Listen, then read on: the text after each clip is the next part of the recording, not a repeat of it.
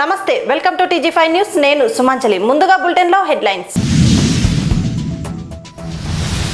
ఉపాధి హామీ చట్టంపై కేంద్ర నిర్ణయానికి వ్యతిరేకంగా కాంగ్రెస్ నిరసన అసెంబ్లీలో యూరియా కొరతపై బీఆర్ఎస్ నిరసన గుడివాడలో రైతులకు నూతన పట్టాదారు పాసు పుస్తకాల పంపిణీ అసెంబ్లీలో మూసి వరదలపై హరీష్ రావు ఫైర్ ఆత్రేయపురంలో పడవ పోటీల ట్రయల్ రన్లో ప్రమాదం అమలాపురంలో కాంగ్రెస్ పార్టీ సిడబ్ల్యూసీ సభ్యుడు గిడుగు రుద్రరాజు మీడియా సమావేశం నిర్వహించారు. ఉపాధి హామీ చట్టం మార్పులపై కేంద్ర ప్రభుత్వ నిర్ణయానికి వ్యతిరేకంగా జాతీయ స్థాయిలో నిరసన ప్రకటించారు. అమలాపురంలో జరిగిన మీడియా సమావేశంలో కాంగ్రెస్ పార్టీ సిడబ్ల్యూసీ సభ్యుడు గిడుగు రుద్రరాజు కేంద్ర ప్రభుత్వంపై తీవ్ర విమర్శలు చేశారు. జాతీయ ఉపాధి హామీ పథకానికి మహాత్మా గాంధీ పేరును తొలగించి చట్టాన్ని రద్దు చేసిన కేంద్రాన్ని ప్రభుత్వ నిర్ణయాన్ని వ్యతిరేకిస్తూ జనవరి 5 నుంచి దేశవ్యాప్తంగా కాంగ్రెస్ పార్టీ నిరసన కార్యక్రమాలు చేపడుతుందని తెలిపారు. ఉపాధి హామీ పథకం తొలిసారిగా అమలైన అనంతపురం జిల్లా సింగనమల నియోజకవర్గం మల్లపల్లిలో ఫిబ్రవరి 2న జరిగే నిరసన కార్యక్రమానికి సోనియా గాంధీ, రాహుల్ గాంధీ, మల్లికార్జున ఖార్గే హాజరవుతారని వెల్లడించారు. నూతన నల్ల చట్టాన్ని రద్దు చేసి పాత చట్టాన్ని పునరుద్ధరించే వరకు కాంగ్రెస్ పోరాటం కొనసాగుతుందన్నారు. ఇటీవల ఢిల్లీలో జరిగినటువంటి కాంగ్రెస్ పార్టీ వర్కింగ్ కమిటీ సమావేశంలో కాంగ్రెస్ అధ్యక్షులు శ్రీ మల్లికార్జున ఖార్గే గారు, శ్రీమతి సోనియా గాంధీ గారు, రాహుల్ గాంధీ గారు, general secretary incharge organisation KC Venugopal గారు, 3 రాష్ట్రాల కాంగ్రెస్ పాలిత ప్రాంతాల ముఖ్యమంత్రులు, కాంగ్రెస్ వర్కింగ్ కమిటీ సభ్యులందరూ కూడా పాల్గొనడం జరిగింది. ప్రధానమైనటువంటి చర్చనీయాంశంగా మహాత్మా గాంధీ జాతీయ గ్రామీణ ఉపాధి హామీ పథకానికి కేంద్రంలో చేసినటువంటి చట్టంలో చేసినటువంటి మార్పులు చేర్పుల గురించి డిస్కషన్ చేయడం జరిగింది. సుమారు 12 కోట్ల మంది రైతు కూలీలకి పట్టెడు అన్నం పెట్టేటువంటి ఇంత గొప్ప పథకాన్ని నిర్వీర్యం చేయాలని కేంద్ర ప్రభుత్వం తీసుకున్నటువంటి నిర్ణయాన్ని కాంగ్రెస్ వర్కింగ్ కమిటీ ఖండించింది. ఆనాడు శ్రీమతి సోనియా గాంధీ గారి నేతృత్వంలో డాక్టర్ మన్మోహన్ సింగ్ గారు ప్రధానమంత్రిగా ప్రప్రథమంగా ఈ చట్టాన్ని ఆంధ్రప్రదేశ్లో పెద్దలు రాజశేఖర రెడ్డి గారు ముఖ్యమంత్రిగా, రఘువీరారెడ్డి గారు మంత్రిగా, అనంతపురం జిల్లా సింగనమల నియోజకవర్గంలో బండ్లపల్లి అనేటువంటి గ్రామంలో 2006 ఫిబ్రవరి 2వ తేదీ నాడు లాంఛనంగా ప్రారంభించడం జరిగింది. ఎక్కడైతే ఏ రాష్ట్రంలో అయితే ఈ పథకాన్ని లాంఛనంగా ప్రారంభించారో అదే రాష్ట్రంలో 26 ఫిబ్రవరి 2కి 20 సంవత్సరాలు ఈ చట్టం పాస్ చేసి 20 సంవత్సరాలు పూర్తి చేసుకున్న సందర్భంగా భారతీయ జనతా పార్టీ ఒక పథకం ప్రకారం నిర్వీర్యం చేసినటువంటి విషయం మన అందరికీ తెలుసు. అంటే గతంలో 90-10 కాంపోనెంట్గా ఉండేటువంటిది. అంటే కేంద్ర ప్రభుత్వం 90% నిధులు, రాష్ట్ర ప్రభుత్వం 10% నిధులు ఉండేవి.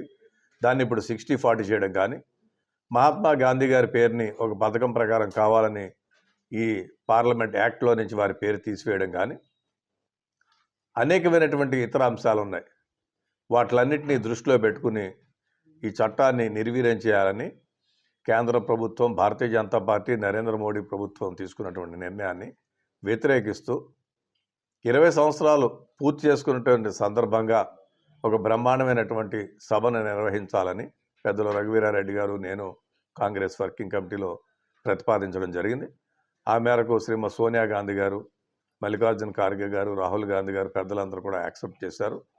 త్వరలోనే ఈ ఫిబ్రవరి 2, 2026కి మరి అనంతపురం జిల్లాలో సింగనమలలో బండ్లపల్లి అనేటువంటి గ్రామంలో ఈ చట్టం కేంద్ర ప్రభుత్వం చేసినటువంటి మార్పులు చేర్పులను ఖండిస్తూ ఒక పెద్ద నిరసన సమావేశాన్ని కాంగ్రెస్ పార్టీ నేతృత్వంలో ప్రదేశ్ కాంగ్రెస్ కమిటీ అధ్యక్షురాలు శ్రీమతి వైఎస్ షర్మిలారెడ్డి గారి నేతృత్వంలో ఏర్పాటు చేయడం జరుగుతుంది.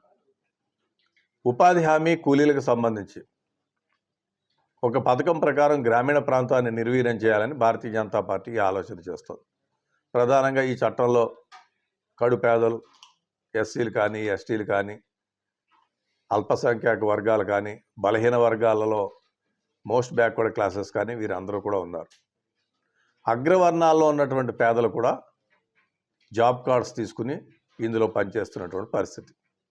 ఈ చట్టం చేసిన తర్వాత రైతుకి ఉపయోగపడే విధంగా అనేకమైనటువంటి కార్యక్రమాలు జరిగాయి. ప్రధానంగా గ్రామీణ రోడ్ల నిర్మాణం ఈ జాతీయ గ్రామీణ ఉపాధి హామీ పథకంలో ఏర్పాటు చేసుకోవడం జరిగింది. కొన్ని లక్షల కిలోమీటర్లు ఈ దేశంలో గ్రామీణ ప్రాంతాల్లో ఉన్నటువంటి పొంత రోడ్లు కానీ రోడ్లు కానీ నిర్మించుకున్నాం. అదేవిధంగా చెరువుల నిర్మాణం చేపట్టడం జరిగింది. కేంద్ర ప్రభుత్వం కానీ రాష్ట్ర ప్రభుత్వం కానీ కన్స్ట్రక్షన్ చేసేటువంటి అనేకమైనటువంటి బిల్డింగ్స్ని అసెట్స్ క్రియేషన్ కూడా ఈ పథకంలో చేయడం జరిగింది. ఈ విధంగా సుమారు 12 కోట్ల పైచిలకు ఉపాధి కూలీలు దీంట్లో ఉన్నారు. దీన్ని ఆనాడు యూపీఏ ప్రభుత్వం ఒక రైట్ కింద, అంటే మేము రైట్ బేస్డ్ చట్టాలను ఇవ్వడం జరిగింది. రైట్ టు ఇన్ఫర్మేషన్ కానీ, రైట్ టు ఎడ్యుకేషన్ కానీ, ఫుడ్ సెక్యూరిటీ యాక్ట్ కానీ, ఇవన్నీ. అసెంబ్లీ వేదికగా యూరియా కొరతపై బీఆర్ఎస్ ఎమ్మెల్యేలు నిరసనకు దిగారు. ప్లకార్డులతో లోపలికి వెళ్లనివ్వకపోవడంతో పోలీసులతో వాగ్వాదం జరిగింది. రాష్ట్రంలో యూరియా కొరతపై అసెంబ్లీలో బీఆర్ఎస్ ఎమ్మెల్యేలు తీవ్ర నిరసన వ్యక్తం చేశారు. యూరియా షాపుల్లో అందుబాటులో లేకపోయినా యాప్లలో మాత్రమే ఉందా అంటూ ప్రశ్నిస్తూ ప్లకార్డులు ప్రదర్శించారు. అయితే ప్లకార్డులతో అసెంబ్లీ లోపలికి వెళ్లేందుకు పోలీసులు అనుమతి నిరాకరించారు. ఈ క్రమంలో బీఆర్ఎస్ ఎమ్మెల్యేలు పోలీసుల మధ్య వాగ్వాదం చోటు చేసుకుంది. రైతులకు అవసరమైన యూరియాను సరఫరా చేయడంలో ప్రభుత్వం విఫలమైందని ఎమ్మెల్యేలు ఆరోపించారు. యూరియా కొరతపై చర్చకు అనుమతించాలని డిమాండ్ చేస్తూ బీఆర్ఎస్ ఎమ్మెల్యేలు నిరసన కొనసాగించారు. గత ప్రభుత్వ తప్పిదాలను చంద్రబాబు నాయకత్వంలోని కూటమి సరిదిద్దుతుందని ఎమ్మెల్యే వెనిగండ్ల రాము స్పష్టం చేశారు.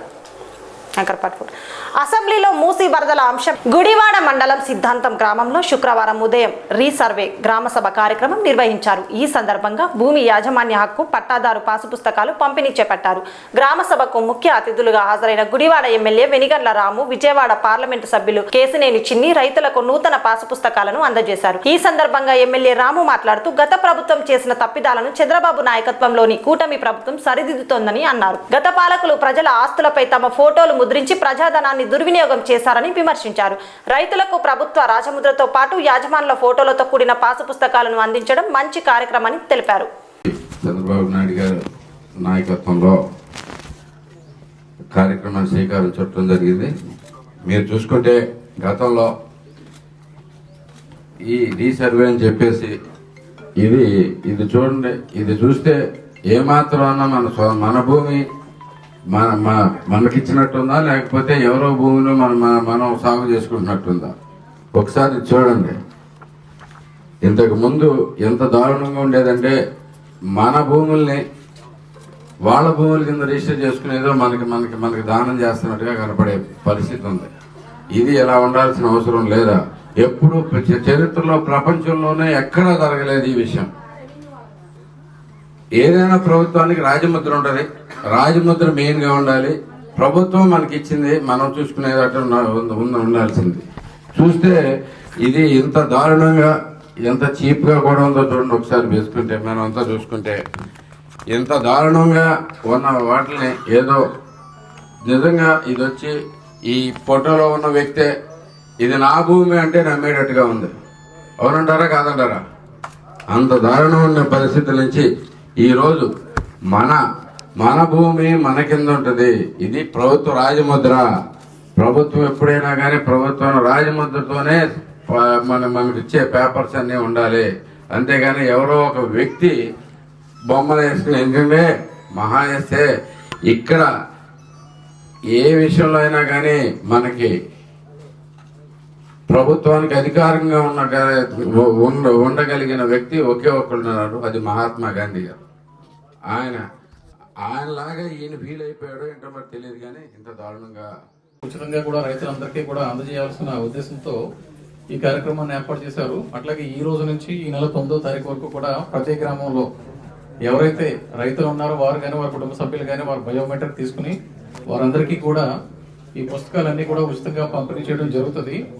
ఈ పుస్తకంలో మీ యొక్క పేరు, అట్లాగే వివరాలు, మీ యొక్క సర్వే నంబరు, భూమి వివరాలు అన్నిటితో పాటుగానే మనకు QR కోడ్ స్కాన్ తోటి కలిపి ఉంటాయమ్మా. అంటే మీరు స్మార్ట్ ఫోన్ లో చూసుకున్నట్లయితే మీ భూమి వివరాలు అన్ని కూడా అందులో వస్తాయి. అట్లాగే మనం ఎక్కడికైనా ఏదైనా ఊరు వెళ్ళినప్పుడు మనకి అడ్రస్ తెలియనప్పుడు గూగుల్లో చూసుకుంటూ ఉంటాము, మనం ఎక్కడికి వెళ్ళాలి ఏంటన్నది అడ్రస్ ఇస్తాం. అట్లా ఇందులో కూడా మీ యొక్క భూమిని స్కాన్ చేసినట్లయితే మీ పొలానికి కూడా నేరుగా వెళ్ళిపోవచ్చు మీ యొక్క స్మార్ట్ ఫోన్ లో చూసుకుని. అవన్నీ కూడా QR కోడ్ తోటి అన్ని కూడా ప్రభుత్వ రాజముద్రతో ఈ సెక్యూరిటీ ప్రెస్ లో ప్రింట్ చేయించి అందరికీ కూడా ఉచితంగా అందజేయాలనే ఉద్దేశంతో ప్రభుత్వం ఈ కార్యక్రమాన్ని ఏర్పాటు చేశారు. రైతులందరికీ కూడా మంచి జరిగేలాగా, మేలు జరిగేలాగా కూడా ఒక చర్యలు తీసుకోవడం జరుగుతుంది. ఈ కార్యక్రమానికి విచ్చేసిన గౌరవ శాసనసభ్యుల వారిని వారి యొక్క సందేశాన్ని ఇవ్వాల్సిందిగా కోరుచున్నాను. అసెంబ్లీలో మూసీ వరదల అంశంపై బీఆర్ఎస్ ఎమ్మెల్యే హరీష్ రావు సంచలన వ్యాఖ్యలు చేశారు. గేట్లు ఉద్దేశపూర్వకంగా ఒకేసారి తెరిచి ప్రజలను ముంచేశారని ప్రభుత్వాన్ని ప్రశ్నించారు.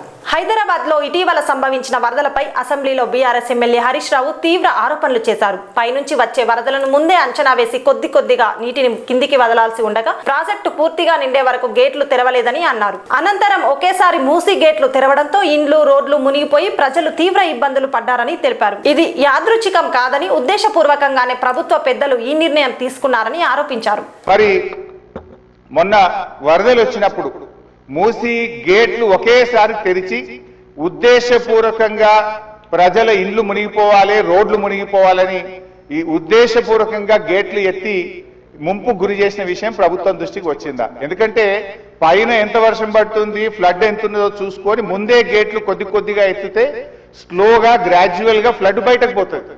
కానీ గేట్లు ఆపిపెట్టి ప్రాజెక్టు మొత్తం నిండిన తర్వాత ఒకేసారి గేట్లు తెరవడం ద్వారా ఓఆర్ఆర్ యొక్క మరి పక్కనుండేటువంటి రోడ్లు కానీ ఓఆర్ఆర్ యొక్క మన పక్కనుండే రోడ్లు ఇండ్లు ముంపు ఉద్దేశపూర్వకంగా కావాలనే ప్రభుత్వ పెద్దల యొక్క ఆదేశాలతో ఈ గేట్లు ఎత్తి సంక్రాంతి వేడుకల సందర్భంగా ఆత్రేయపురంలో పెను ప్రమాదం త్రుటిలో తప్పింది. పడవ పోటీల ట్రయల్ రన్ లో జిల్లా కలెక్టర్ మహేష్ కుమార్ ప్రమాదానికి గురయ్యే పరిస్థితి ఏర్పడింది. సంక్రాంతి సందర్భంగా ఆత్రేయపురంలో ఏర్పాటు చేసిన పడవ పోటీల ట్రయల్ రన్ లో జిల్లా కలెక్టర్ మహేష్ కుమార్ కు పెను ప్రమాదం త్రుటిలో తప్పింది. ట్రయల్ రన్ లో భాగంగా కలెక్టర్ స్వయంగా పడవను నడుపుతుండగా అకస్మాత్తుగా పడవ ఒక్కసారిగా తిరగబడింది. ఈ ఘటనతో అక్కడున్న అధికారులు ఆందోళనకు గురయ్యారు. వెంటనే అప్రమత్తమై గజ ఈతగాళ్లు నీటిలోకి దూకి జిల్లా కలెక్టర్ మహేష్ కుమార్ ను సురక్షితంగా బయటకు తీసుకొచ్చారు.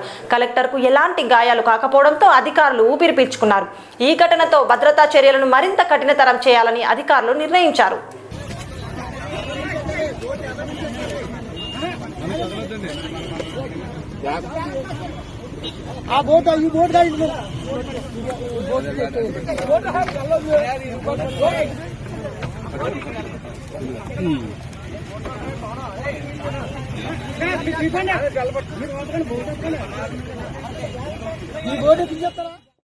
అసెంబ్లీ ప్రాంగణంలో కాంగ్రెస్ నాయకులపై Korutla BRS MLA doctor Sanjay తీవ్ర వ్యాఖ్యలు చేశారు. ఈ సంవత్సరం అయినా కాంగ్రెస్ కు మంచి బుద్ధి రావాలని దేవుడిని కోరుకుంటున్నానని అన్నారు. హైదరాబాద్ అసెంబ్లీ ప్రాంగణంలో శుక్రవారం BRS MLA doctor Sanjay Congress నాయకత్వంపై తీవ్ర విమర్శలు గుప్పించారు. ముఖ్యమంత్రి రేవంత్ రెడ్డి ఇలాంటి మూర్ఖత్వపు మాటలు ఇప్పటికైనా ఆపాలని హితవు పలికారు. మిమ్మల్ని తిట్టడం తమకు చాలా ఈజీ అని, కానీ అది తమ సంస్కారం కాదని డాక్టర్ సంజయ్ వ్యాఖ్యానించారు. కాంగ్రెస్ పాలనలో మాటల తీరుతో రాజకీయ వాతావరణం దిగజారుతోందని ఆరోపించారు. రాష్ట్ర రాజకీయాల్లో మర్యాద సంస్కారం అవసరమని ఆయన అన్నారు.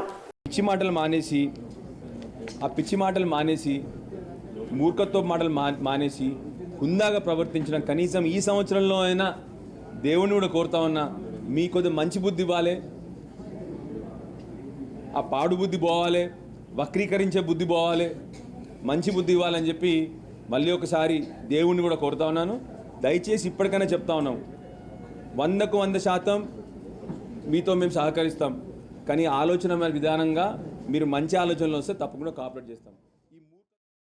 అమరావతిలో మరో 1.5 కిలోమీటర్ల సీడీ యాక్సెస్ రోడ్డు ప్రజలకు అందుబాటులోకి వచ్చింది. విజయవాడ నుంచి అమరావతికి ప్రయాణించే దూరం కరకట్టపై తగ్గింది. అమరావతి రాజధాని ప్రాంతంలో మరో 1.5 కిలోమీటర్ల సీడీ యాక్సెస్ రోడ్డు అందుబాటులోకి వచ్చింది. దీంతో విజయవాడ నుంచి అమరావతికి వెళ్లే ప్రయాణికులకు కరకట్టపై దూరం తగ్గి సౌకర్యం పెరిగింది. కొత్తగా ప్రారంభమైన CD access road Guntur channel పై నిర్మిస్తున్న స్టీల్ బ్రిడ్జి పనులను మంత్రి నారాయణ పరిశీలించారు.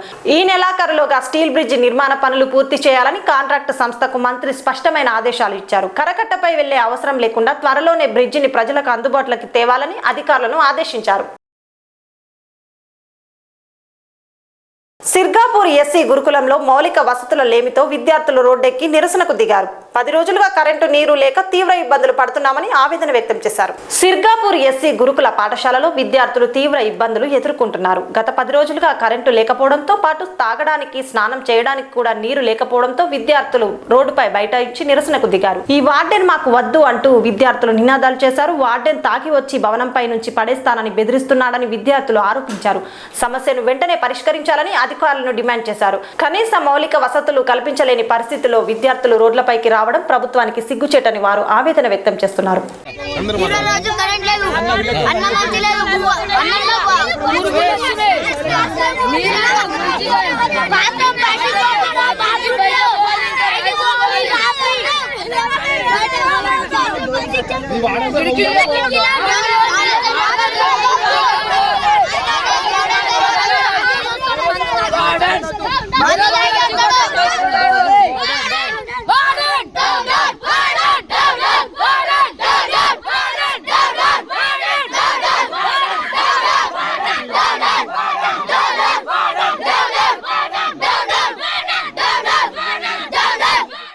హైదరాబాద్ లో మరో ఘోర రోడ్డు ప్రమాదం చోటు చేసుకుంది. ఆర్టీసీ బస్సు ఢీకొట్టడంతో బైక్ పై వెళ్తున్న భార్యాభర్తలు అక్కడికక్కడే మృతి చెందారు. సూర్యాపేట జిల్లాకు చెందిన తిరుపతిరావు వెంకటమ్మ దంపతులు హైదరాబాద్ దిల్సుఖ్ నగర్ లో కొత్తపేటలో నివసిస్తున్న కుమార్తెను చూసేందుకు వచ్చారు. గురువారం సాయంత్రం కూతురు యాక్టివాపై ట్యాంక్ బండ్ చూసేందుకు బయలుదేరారు. మూసారాంబాగ్ హైటెక్ గార్డెన్ సమీపంలో వెనుక నుంచి వేగంగా వచ్చిన దిల్సుఖ్ నగర్ డిపోకు చెందిన ఆర్టీసీ బస్సు ఓవర్టేక్ చేయబోయి యాక్టివాను ఢీకొట్టింది. దీంతో భార్యాభర్తలు ఇద్దరు బస్సు కింద పడగా వెనుక టైరు వారి మీదుగా వెళ్లడంతో అక్కడికక్కడే మృతి చెందారు. సమాచారం అందుకున్న మలక్పేట్ పోలీసులు సంఘటన స్థలానికి చేరుకొని కేసు నమోదు చేసి దర్యాప్తు చేస్తున్నారు.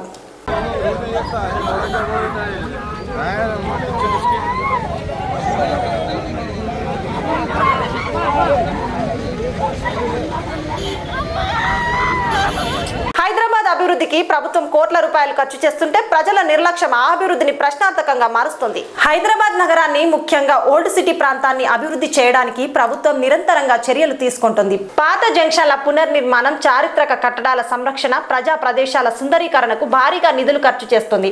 అయితే అజంపురా ఎక్స్ రోడ్ వద్ద నిర్మించిన క్లాక్ టవర్ రౌండ్ అబౌట్ వద్ద కనిపిస్తున్న పరిస్థితులు ఆలోచింపజేస్తున్నాయి. అక్రమ పార్కింగ్, గుట్కా పాన్ ఉమ్మడం, చెత్తను ఎక్కడ పడితే అక్కడ వేయడం వల్ల అభివృద్ధి పనులు నాశనం అవుతున్నాయి. ప్రతి సమస్యకు ప్రభుత్వాన్ని నిందించే ముందు ప్రజల బాధ్యత ఏమిటన్న ప్రశ్న ఇప్పుడు ముందుకు వస్తుంది. అభివృద్ధి కొనసాగాలంటే ప్రజల సహకారం తప్పనిసరి అని ఈ ఘటన మరోసారి చెప్తోంది.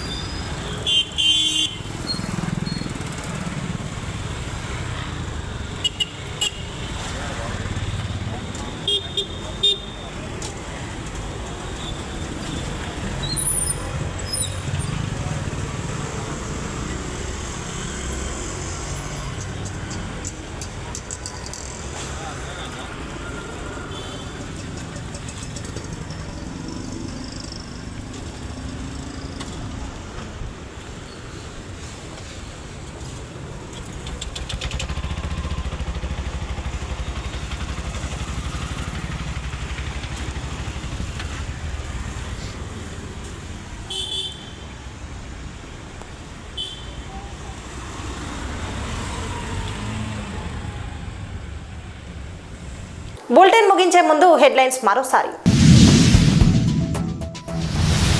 ఉపాధి హామీ చట్టంపై కేంద్ర నిర్ణయానికి వ్యతిరేకంగా కాంగ్రెస్ నిరసన. అసెంబ్లీలో యూరియా కొరతపై బీఆర్ఎస్ నిరసన. గుడివాడలో రైతులకు నూతన పట్టాదారు పాసు పుస్తకాల పంపిణీ. అసెంబ్లీలో మూసి వరదలపై హరీష్ రావు ఫైర్. ఆత్రేయపురంలో పడవ పోటీల ట్రయల్ రన్ లో ప్రమాదం. ఇవి ఈనాటి బులెటిన్స్. మరో బులెటిన్ తో మళ్ళీ కలుద్దాం. అంతవరకు చూస్తూనే ఉండండి TG5 న్యూస్.